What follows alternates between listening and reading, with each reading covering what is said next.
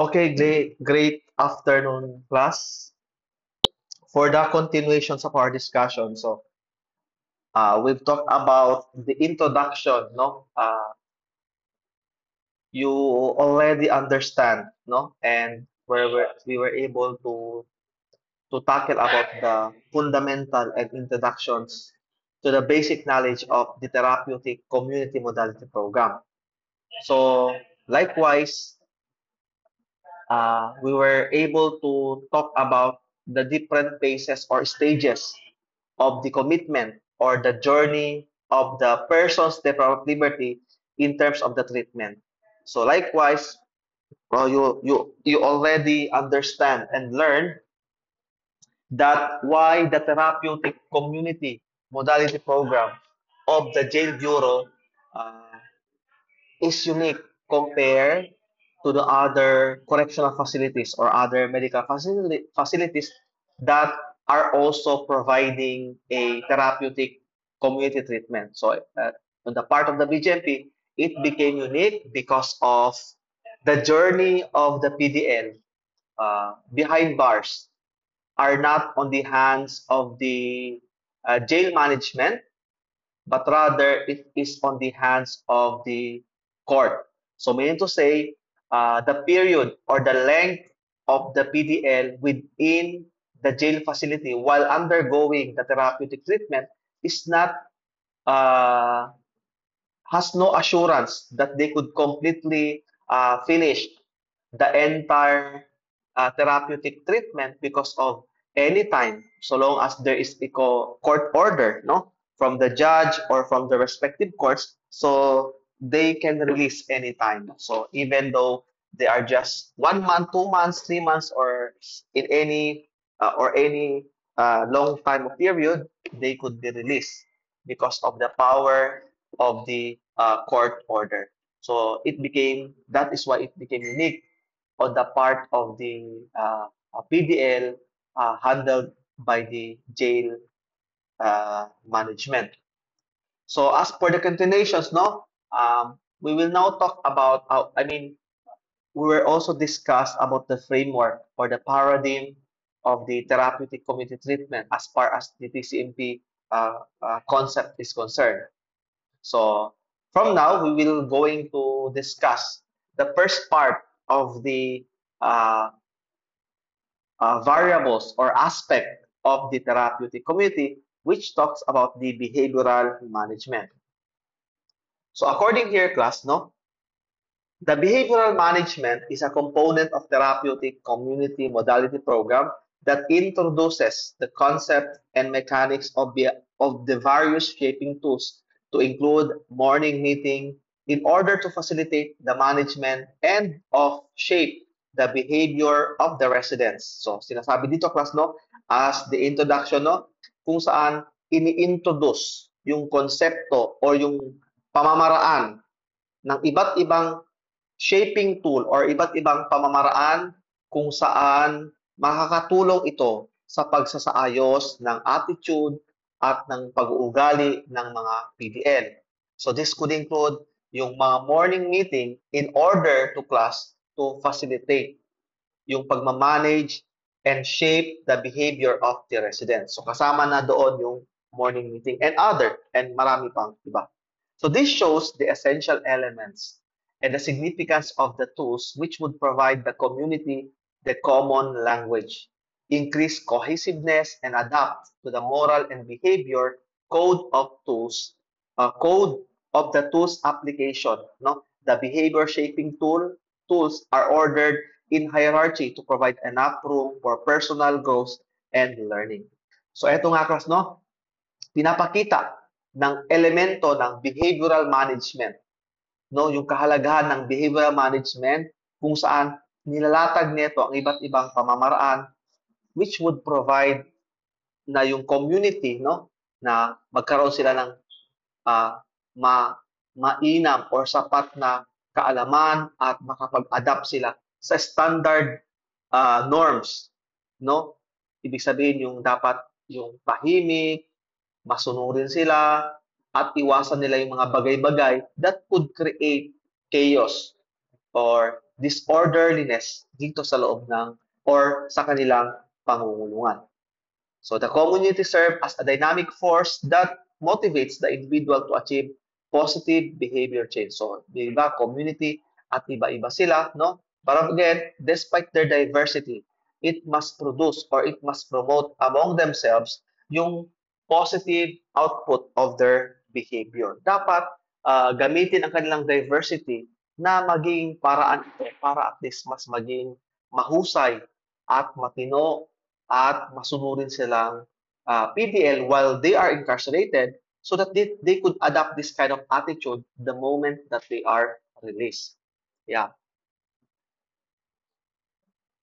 So sinasabi dito, class, no? The objectives of behavioral management, unang-una is to introduce the concept of behavioral management through the various behavior shaping tools to residents. So unang-unang objective ng unang aspect, which is the behavioral management, ay para introduce, ipakita sa kanila, ipaintindi yung behavior management. O from the word itself, papaano ima-manage ang kanilang mga behavior sa pamamagitan ng iba't ibang behavior shaping tools to residents. So, ito yung pag-uusapan natin to, mga behavioral shaping tools, yung mga morning meeting, talk to, pull-ups, haircut, bonds, expulsion, and so on and so forth. Which later on class ay i-define natin isa-isa para mas maintindihan nyo, especially when you took your board exams, magigets nyo talaga kung papaano siya to institutionalize the practice of behavior shaping tools to foster behavior change among residents. So again, pag sinabing institutionalize, i-establish talaga na dapat i-practice ng mga PDL yung pag-observe ng behavioral management. Yeah. Next is to highlight the importance of behavioral management in relation to the TCMP components towards attitudinal change among residents. Yeah. Dapat ipakita yung kahalagahan ng behavioral management sa kanila, no? Para at least ang kahalagahan nito ay sadyang makapagbabago sa kanila in good terms, no? Yeah, in a positive way. So indicators, residents will understand the different behavioral shaping tools and practice them as part of their daily living. So unang-una dito, yung malalaman at maintindihan nila at ipapractice nila yung iba't ibang behavioral shaping tools. I-observe nila yon. Residents will utilize the different behavioral shaping tools in promoting change within themselves. Yan, gagamitin yon. Ha? Itinuro, maintindihan, ipapractice at gagamitin nila yon. Residents will display improvement in demeanor, communications, and social skills. Yan. Dahil sa mga pag-observe nilang ng behavioral management or behavioral shaping tool, so makikita yung magiging maayos na sila in terms of sa kanilang actuation at sa kanilang mga salita, kilos, at galaw. Yan. Residents will understand the relevance of different tools in attainment of behavioral change. At mauunawaan nila na yung mga ini-implement, ini-impose sa kanila na behavioral shaping tools ay sadyang ikakabuti or makakabuti para sa kanila. Yan. So these are the tools under the behavioral management, also known as the behavioral shaping tools. So pag sinabi class behavioral shaping tools, ito yung mga pwede mong gawin para ayusin, patinuin ang isang preso. As far as the therapeutic community is concerned, in line with the United Nations Standard Minimum Treatment of PDL, again, sinasabi natin, we are trying to compete with global correctional institutions na tayo ay standard din tayo. We are taping humane safekeeping and development, no? Yung slogan natin. So, ito lang talaga yung mga maaari mong gawin kapag ang PDL ay medyo nag-misbehave or hindi siya tama ang ginagawa, no? By the book, ito lang dapat ang gagawin ng isang officers when it comes to correcting misbehave PDL. So, ito yung mga tools, kasangkapan, pamamaraan para ayusin ang kanyang wrong actuation, wrong demeanor, wrong verbal or expressions ng kanyang sarili. So, una-una class is pre-morning meeting. Morning meeting, talk to, pull-ups, dealt with, haircut, ano pa ba? learning experience, bonds, general meeting, and expulsions. So, ito yung class, yung mga dapat mong tandaan na ito lang yung pwedeng gawin ng isang empleyado sa mga nagmi-misbehave. So, walang nabanggit dyan, ito torture, papaluin, imamasaker, ikokuryente, gigilitan, no? Wala namang binanggit dyan na pwede mong gawin as far as the behavioral shaping tools is concerned.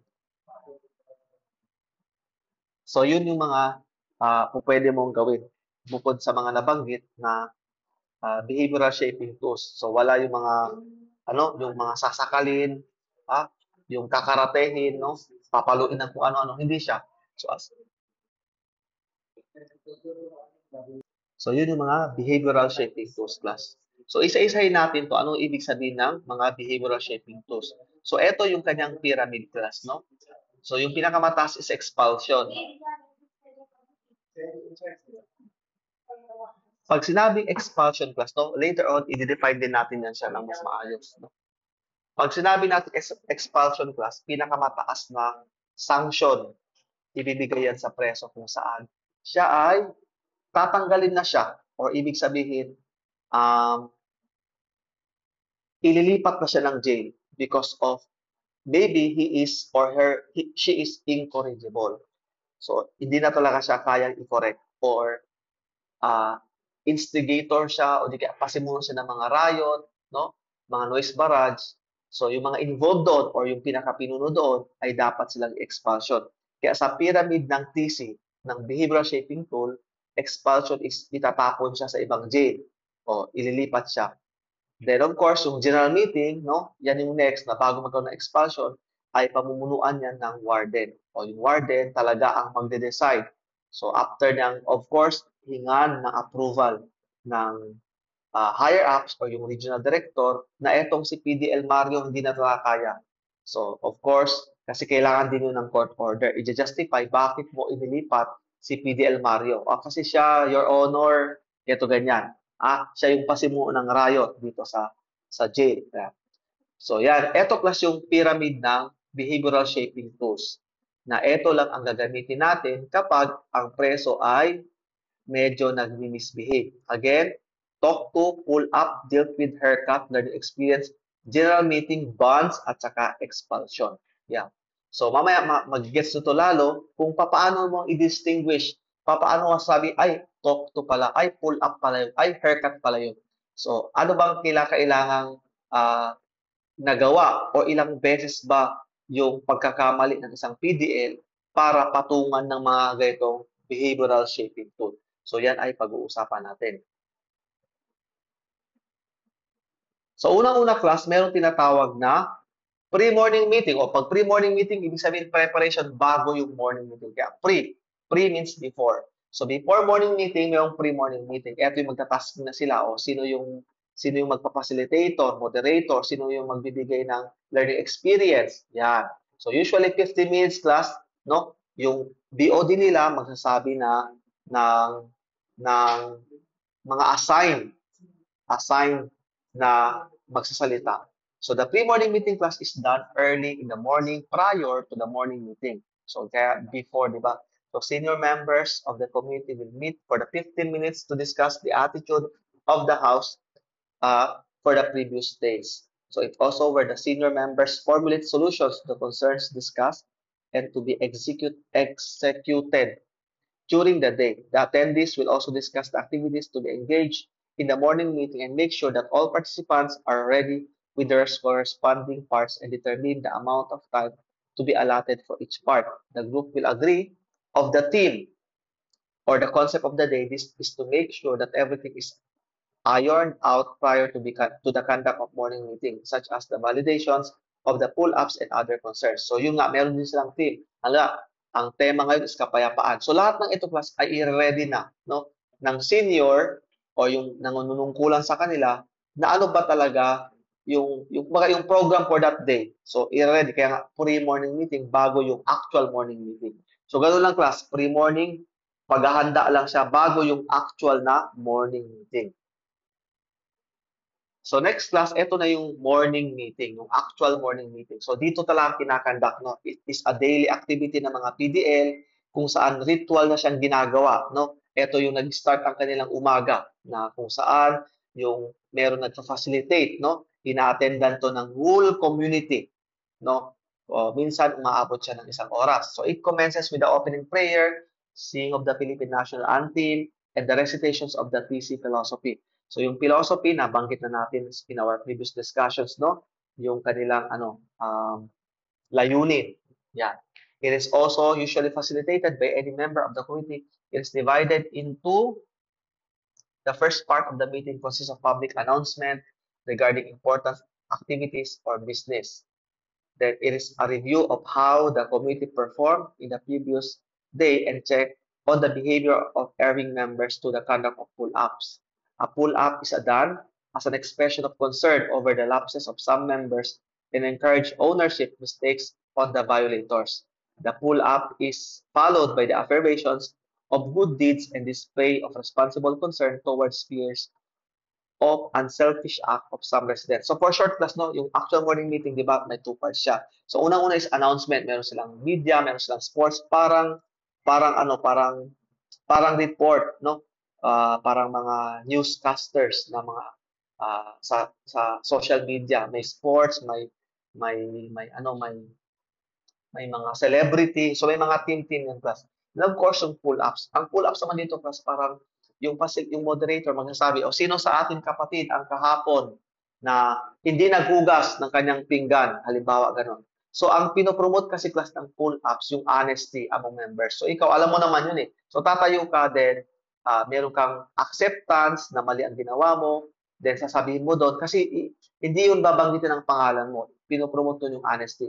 So pag sa board exam, no, pag ano yung pinopromote ng pull-ups, yun yung honesty. Ha? So, magsasabi ka na ikaw yun, pagtatanong sino-sino sa atin ang hindi nagtapon ng basura, then alam mo na sa sarili mo yun, ikaw tatayo ka na kaagad, then i-admit mo. Kasi that is the essence or yan ang pinupunto ng pull-ups, no? Yung pull-ups during morning meeting na yung honesty, admittance o i-admit mo yung inyong yung pagkakamali mo na nabanggit doon ng moderator. So yan. Rules are set as such, no side talking, no cross-legging, no lapping, hands off laps. So dapat proper na proper sila dito kasi habang nag-start ang morning meeting, dapat wholeheartedly makikinig sila talaga doon sa morning meeting. So yung concept of the day, ito yung tina-team, no? Serve as a guide as to what the directions of the committee is headed for the day. It is elaborated by the residents of the committee to have better understanding of the whole concept. The concept of the day is preferably taken from the unwritten philosophies of TCNP. So yun class, no? Yung sa second part naman, morning meeting consists of entertainment, no? Presentation, to lighten up the mood and start the day of a positive note. So, di ba dati yung parang mabibigat, announcement, pull-ups. Then dito naman, yung second part, ito na yung mga social media na na ginagawa nila. So again, class, like what I have said earlier, no? Para mas maintindihan ninyo yung mga iba't ibang konsepto, iba't ibang morning meeting, hanapin mo natin.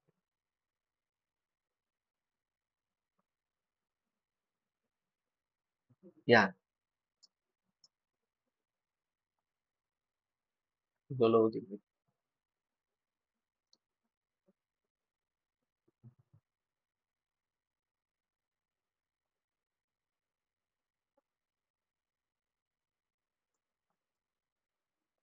Oh, behavioral shaping tools under ng behavioral management. Yan.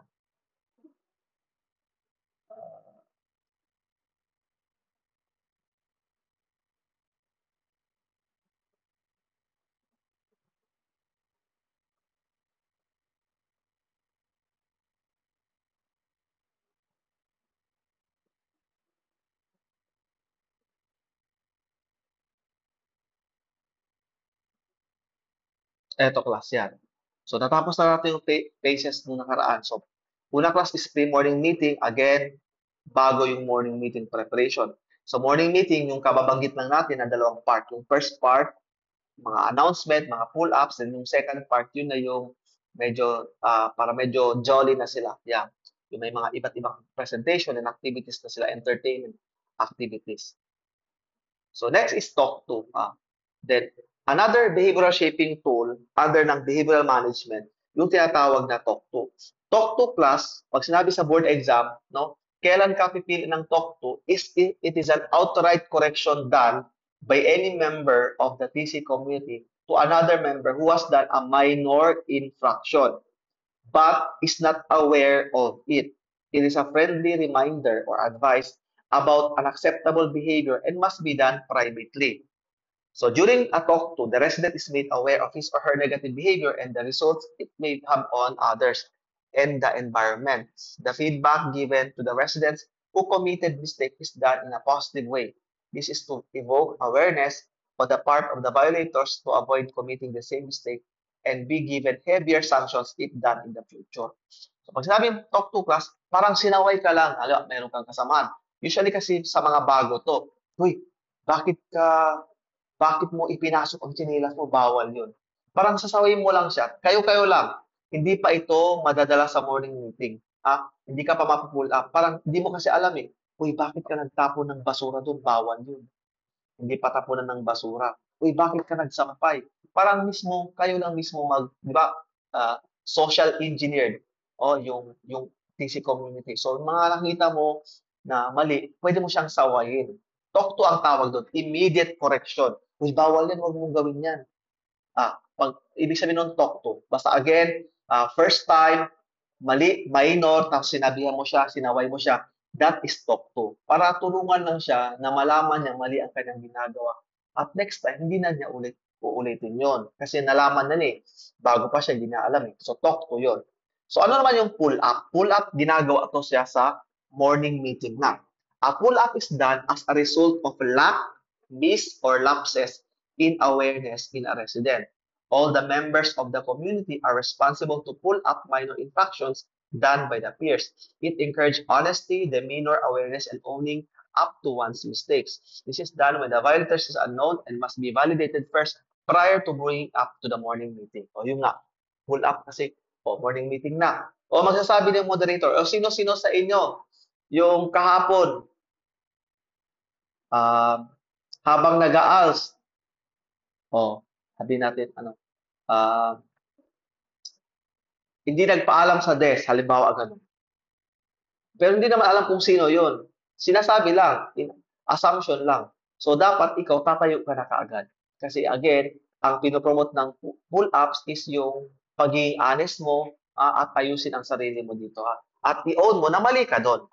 Yan. So, yun ang ibig sabihin ng pull-up. So, pull-up sa board exam, dapat ini-encourage na yung honesty, demeanor, pero ginagawa siya sa morning meeting na ikaw mismo i-bring out mo ang sarili mo at i-admit mo. Pull up ang tawag doon. Next is dealt with. Kailan mo naman isasagot ang dealt with or ano bang ibig sabihin ng dealt with? It's done when negative behaviors or impactions to the house rules norms are done for the second time. Pag sa board exam ninyo, pag sinabing second time, dealt with na kaagad isasagot mo. Una, nagkamali ka na. Example, nagsampay ka doon. Sinita ka na. Inulit mo pa yun. Sinita ka ulit. Dealt with na tawag doon. For the second time. Dalawang beses mo. A panel of 3 composed of senior residents, peer, and a friend are tasked to deliver serious and stern reprimand to the subject resident. So, uupuan ka na mga nanunungkulan doon. Iwawarningan ka, pagsasabihan ka sa ginawa mo, huwag nang uulitin yan. Kasi pag inulit mo, anong tawag na sa'yo? Haircut. Ano naman haircut? Haircut is done when negative behaviors or infractions to the house rules, norms, same offense are done for the third time. Tatlong beses ka na sumampay-sampay dyan. Ang tigas talaga ng ulo mo. Haircut naman ang tawag doon. It is a carefully planned and structured verbal reprimand given by staff with 4 other residents. So, mayroon na dyan yung moderator, yung nanunungkulan ng PC, empleyado, kasama yung mga nanunungkulan na PDL ay pagsasabihan talaga yun. Dito, sa haircut, meron ng empleyado na magsasabi sa'yo. Nakarating na sa empleyado. Sinumbong ka na. Yeah. So, by the book, yun ang sinasabi doon. Senior residents, peer, big brother, or big sister, at saka yung department head. Pag sinabing department head, yan yung BOD. Old time, tawag dyan, mayores or mayora, ganon. The tone is more serious and can be loud, more harsh and exaggerated. Pero again, pagsasabihan lang din to ha. Oh, ito yung mga allowed na parusa sa mga erring or sa mga misbehave na mga PDL.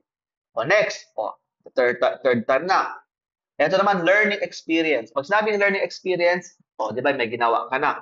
Ang gagawin sa iyo is learning experience is an action or activity given to the resident who was subjected to haircut o nakatatlo ka. O di ka, na-general meeting ka. Pag may general meeting, andun si warden. Who did, or representative niya, who did an infraction to correct or modify a behavior. Learning experience may be task-oriented, written task of peers interaction, since TCMP is educational rather than punitive in its approach to behavioral change. So, sinasabi dito, class, pag sabi learning experience, uutusan ka dito. Ikaw taga-hugas kaldero. Nakatatlong beses ka. After ng general meeting, na-aprubahan, paparusan ka. Learning experience yon. Hugas kaldero, linis buyon for 1 week, yan, learning experience yan. Kasi matigas ang ulo mo. Yan. So, kagawin mo yun. O, ikaw tagalaba, buong brigada. O, buong canister ng brigada. O, ikaw tagalaba nun, tagahugas nun. Learning experience ang parusa sa tawag nun. Next is general meeting.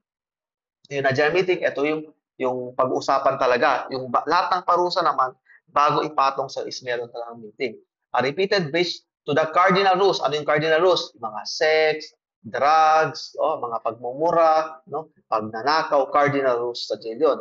So, kinakailangan talaga general meeting doon. May empleyado. Si warden or his or her representative. Such issues should be discussed with the community to point out the violator, the negative effect of that behavior had on the community. Such offense includes sexual acting out with a fellow resident, talking drugs, taking drugs, engaging physical fight with other residents and other facilities, include stealing or even smoking as part of the cardinal rules. So this behavior does pose a threat. Pose a threat sa community nila because they violate the established order and safety of the jail facility. Kaya siya, di ba? Sa cardinal rules siya. Mabibigat na parusa, kaya kailangan na general meeting. O sa board exam, kailangan mag-general meeting, kailangan ang na-violate mo is cardinal rules. Ano yon? Taking drugs or liquor or engaging fight, stealing, smoking, mga major offenses. 5 lang naman yan. O next, another pwedeng parusa gawin mo sa mga erring PDL, expulsion. Yun ang sinasabi natin kanina, yung pinakamataas na to, itatapon ka na sa ibang jail, mas secured jail, mas mahigpit na jail. O halimbawa, is an extreme cases when a resident is incorrigible. Ibig sabihin, hindi ka na talaga titino. Wala ka ng chance. And becomes a threat to the community. Why? Ikaw ay instigator. Ikaw ay initiator. Ikaw ang initiator ng jail disturbances. No, the director, with the recommendations of the disciplinary board, may transfer him or her to the nearest jail facility with an appropriate court order. The Therapeutic Community Modality Program is a self-help social learning treatment model which utilizes the community as the primary therapeutic vehicle to foster behavioral and attitudinal change. So in this modality, the person learns and practices skills and responsibilities to structured activities that they can transfer to the society upon their release. So each participant is expected to be a contributing member of the community and develops the impetus to change by being a member of the community. So yun yung therapeutic community class. No, dapat titino ka, aayusin ng isa't isa, magtulungan kayo to become a responsible member of the society upon your reintegrations to the community. So kung hindi ka titino, wala palang thesis sa'yo. So ang gagawin is expulsion. Halimbawa, nag-riot, ikaw ang pasin mo ng riot, o ililipat ka agad. Pero again, kailangan ng approval ng director upon the recommendations ng disciplinary board. O sino yan? Mga paralegal, yung chairman ng disciplinary board, o yan, usually yung deputy, yan. So then, papa-approve yun. Para si director, alam din niya. Tapos gagawa ng letter si warden, i-address kay court, Your Honor, si Pedro nilipat namin sa Bikutan kasi siya ay nag-start ng riot. Kahit nailipat mo na, follow up na lang yung letter, okay lang yun. At least sinabihan mo kung bakit mo nilipat. Wag lang malalaman muna ni judge bago mo nilipat o baka ma-contempt tayo ni judge. Ipapa-aresto tayo ni judge. So dapat alam after, di ba, nag-riot, nagkasunog, or nagtakas, ilipat mo na kagad kasi pag hindi mo nilipat yun, mamamatay talaga yun. Ganun. So ilipat mo na lang kaagad. Then, leleteran, bago mo nilipat, tatawagan si RD, may messenger naman. O, ang recommendation ng board, ilipat na, sabi ni warden, ilipat na. O, nag-approve na si director, ilipat na sa bikutan, halimbawa. Ngayon, Friday, gabi, or Sabado, Linggo. Then Monday, first hour of the day, inform yung papel mo dapat nandun na kay judge. Na nagsasabi, yung facts of the case, kung bakit nilipat, ito ganyan. O mauunawa naman ni judge yun. Kasi si judge, ano naman, makatao naman siya. So yun plus yung expulsion. Expulsion, ililipat ka. Meron pa tinatawag na bans. Pag sinabing bans, another na disciplinary measure, i-isolate siya. Kumbaga, ibabartole na siya. Dati kasi, tinatawag na solitary confinement during the primitive time. No, doon ka natatain, doon ka na iihi, doon ka na dudumi, doon ka na kakain, hanggang mamatay ka doon ka na lang sa selda na yon. Pero sa atin ngayon, yung solitary confinement, ban ka lang. Wala kang dalaw, bawal kang lumabas ng selda, wala kang paabot, no? Yun lang yung mga ngayon, no? Then merong lang 1 week, 2 weeks ganun.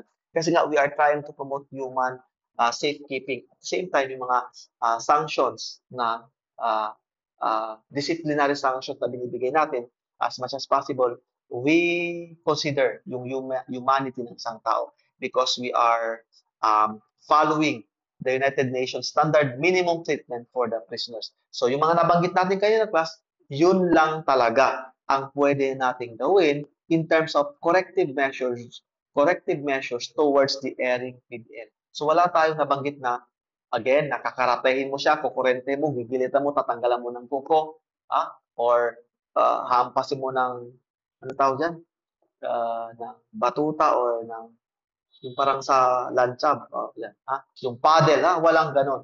So eto lang yung behavioral shaping tool. Yung nabanggit natin 10, expulsion, pull-up cuts, haircut, talk to bans, yun lang ang allowed na behavioral shaping tool para maayos ang kanyang behavior at ang kanyang attitude as far as they see. But of course, off the record, meron talagang ibang mga correctional facilities, no? Na meron talagang kamayan kasi sometimes di rin talaga titino. But for the benefit of the ideal, no? Kasi board exam is ideal. So ano lang nakalagay, yun lang din ang ating dapat isasagot. So although off the record, meron talagang nangyayari, hindi natin maiwasan yun. Na hinahampas, kinakarate, binubugbog. Kasi ayaw umamin, bugbugin na yan. Pero for the benefit of ideal, no? Ito lang talaga ang pwede mong gawin in terms of behavioral management, in terms of behavioral shaping tool, no? Ayusin mo yung attitude, yung pag-uugali ng isang PDL. Yeah. So going back class, no? Asan na tayo?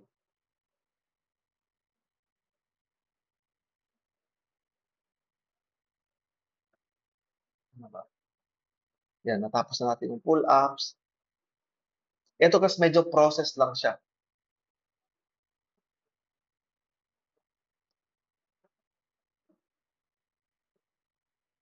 Ayan. So, mapapansin nyo, sa learning experience, merong staff, ibig sabihin, empleyado, yung TC moderator, then yung senior residents, ito yung pinakamatanda or yung mayores nila, yung department head, kasi merong static group class, merong expedite, merong monitoring, merong iba't ibang groups, no? Laundry, yan. Merong iba't iba sila. Meron silang iba't ibang group. Then peers, no? Ito sila mismo. Sila. Then big brother, yung medyo nakakatanda sa kanila. Yan. So, yan. Yung binanggit natin class on haircut, sinamares lang natin yun. Then learning experience, then bans. Bans are sanctions to members who commit repeated infractions or violations to cardinal rules but by prohibiting, disallowing, or limiting activities or appellations to the group. Yun nga, bawal siyang lumabas, walang TV, o minsan pangkalahatan, walang dalaw, walang paabot, walang idalaw. Yan. So sayang din yun, hindi ka makatawag. Siyempre, nakakulong ka na, tapos i-deprive pa yung communications mo, mas mahirap ang buhay mo. Kaya nag-iingat din talaga sila. kasi natatakot silang mawala yung mga ganitong privilege class. Yan. So iba dito class, mga procedure na lang to siya kung papaano isinasagawa yung mga behavioral shaping tools. No? Okay. So tapos na tayo class sa behavioral management at yung subtopic na yung behavioral shaping tool. So for now class, no, I will be entertaining questions with regards sa na-discuss natin. So open na ngayon ang forum.